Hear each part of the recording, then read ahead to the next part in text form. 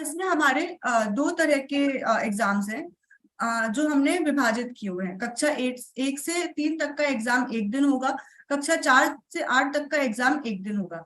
ये हमने इसलिए किया हुआ है क्योंकि कक्षा 1 से 3 का जो एग्जाम है वो टीचर असिस्टेड मोड में किया जाएगा, जिसमें टीचर बच्चे को अपने पास बुलाकर प्रश्न पत्र के क्वेश्चंस पूछेगा और उसके आंसर्स ओएमआर शीट पर मार्क करेगा।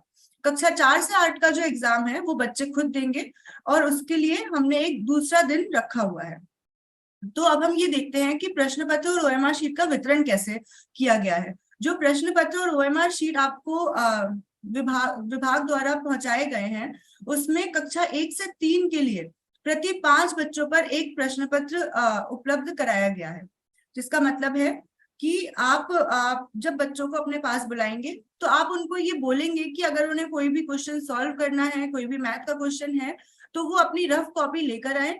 वो क्वेश्चन पेपर पर वो सारी चीजें सॉल्व नहीं कर पाएंगे, तो जब भी आप बच्चों का एग्जाम लेंगे, उनको अपने पास बुलाएंगे, तो उनके पास एक रफ कॉपी अवेलेबल होनी चाहिए जिसमें वो क्वेश्चन सॉल्व कर सकते हैं। प्रश्न पत्र पर कोई भी क्वेश्चन सॉल्व ना करें, अथवा आपको ये दिक्कत हो सकती है कि प्रश्न पत्र फिर एक प्रश्न पत्र 5 बच्चों के लिए सफिशिएंट नहीं होगा। ओएमआर शीट, एक ओएमआर शीट पर कक्षा 1 से 3 के लिए 8 बच्चों का आकलन किया जाएगा। जैसे कि आप यहाँ नीचे देख सकते हैं, ये जो ओएमआर शीट है ये कक्षा 1 से 3 के लिए है, जिसमें एक ओएमआर शीट पे आप 8 बच्चों का आकलन कर सकते हैं। अब हम आते हैं कक्षा 4 से 8 के लिए। कक्षा 4 से 8 के लिए प्रत्येक बच्चे के लिए एक प्रश्न पत्र उपलब्ध कराया गया है और प्रत्येक बच्चे के लिए एक ओएमआर शीट भी उपलब्ध कराई गई है। तो आकलन शुरू होने के बाद आप बच्चों को एक प्रश्न पत्र, एक ओएमआर शीट वितरित करें और उसके बाद उनका आकलन शुरू करें। हम ये अब देखते हैं हम कि संचालन कक्षा 1 से 3 का किस प्रकार होगा। तो जैसा कि खुशी ने आपको पहले भी बताया, कक्षा 1 से 3 का आकलन का समय 9 बजे से लेकर 10:30 बजे तक है। प्रत्येक छात्रों का व्यक्तिगत रूप से शिक्षकों को असेसमेंट करना है। जिसका मतलब क्या है, जब आप कक्षा में असेसमेंट शुरू करेंगे तो सबसे पहले आप सरल ऐप ओपन करेंगे। उसमें शिक्षकों द्वारा सरल ऐप पर बच्चों को एब्सेंट प्रेजेंट चिन्हित किया जाएगा। एब्सेंट प्रेजेंट चिन्हित करने के बाद आप एक एक करके बच्चों को अपने पास बुलाइए, उनका असेसमेंट लीजिए और उनका जो भी आंसर है, अगर वो सही आंसर दे रहे हैं तो ओएमआर शीट पर मार्क करिए। अगर गलत आंसर दे रहे हैं तो ओएमआर शीट का जो गोला है उसको हम खाली छोड़ देंगे। शिक्षकों द्वारा सभी बच्चों का स्टूडेंट आईडी भी जब आप उनको बुलाएंगे असेसमेंट करने के लिए, उस दौरान ही ओएमआर शीट पर भरा जाएगा। तो इसका प्रोसेस कैसे होगा, आप क्लास में गए, आपने सरल ऐप पर सभी बच्चों को एब्सेंट प्रेजेंट चिन्हित किया, आपने एक बच्चे को बुलाया उसका असेसमेंट करने के लिए, उसका स्टूडेंट आईडी ओएमआर शीट पर भरा, उसका आकलन किया और उसके आकलन के हिसाब से उसने जो भी आंसर सही दिए हैं उसको ओएमआर शीट पर भरा। और यही प्रोसेस आपको आपकी क्लास के सारे बच्चों के साथ करना है। इसमें हमें 3 मुख्य बिंदुओं का भी ध्यान रखना है। ओएमआर शीट को केवल काले कलर के बॉल पेन के द्वारा ही भरा जाएगा। ब्लू कलर का पेन, रेड कलर का पेन, पेंसिल का उपयोग ना करें। प्रश्न पत्र में जितने प्रश्न हैं उतने ही गोले ओएमआर शीट पर भरें, उसके अतिरिक्त गोले को खाली छोड़ दें। जिसका मतलब ये है कि अगर आपके प्रश्न पत्र में 10 प्रश्न है तो आपको सिर्फ 10 प्रश्नों तक का ही उत्तर देना है। 11, 12, 13 जो प्रश्न आपको ओएमआर शीट पर दिखेंगे उसका उत्तर आपको नहीं देना है।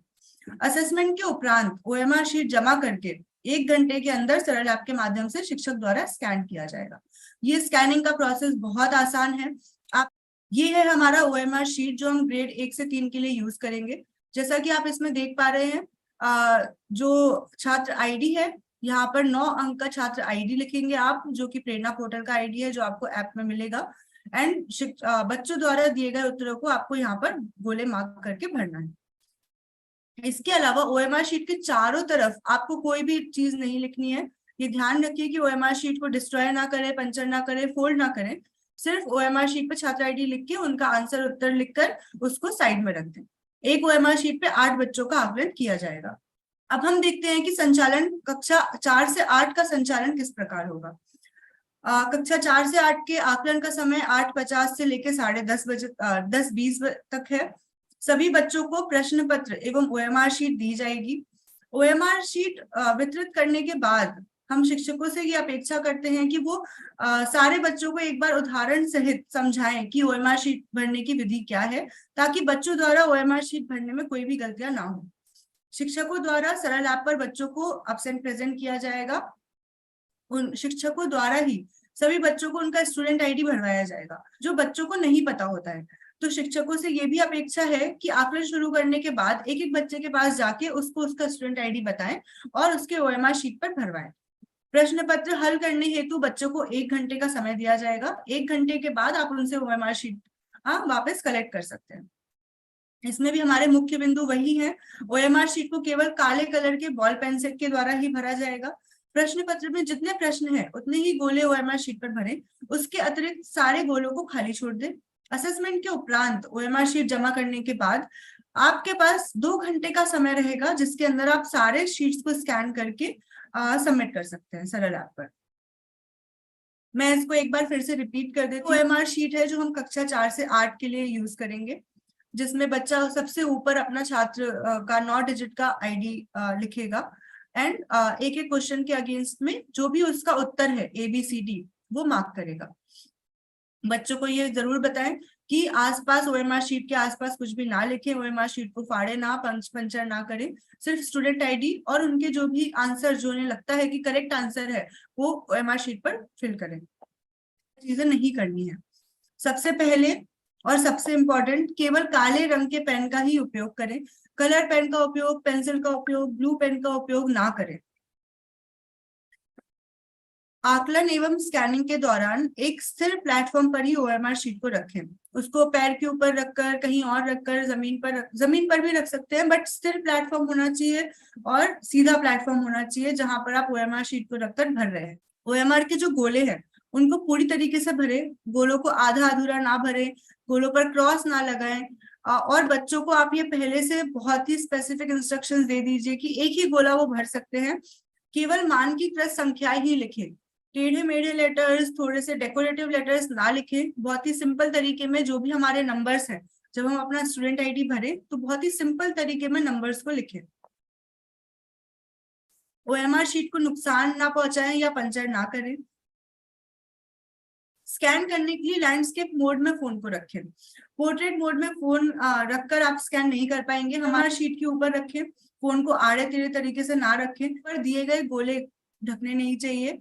में एक ओएमआर शीट को ही स्कैन करें, ओएमआर शीट के नीचे और ओएमआर शीट्स नहीं होने चाहिए। आप स्कैनिंग को अच्छी रोशनी वाले कमरे में ही करें। कैमरे को ओएमआर शीट पर ठीक से फोकस करें।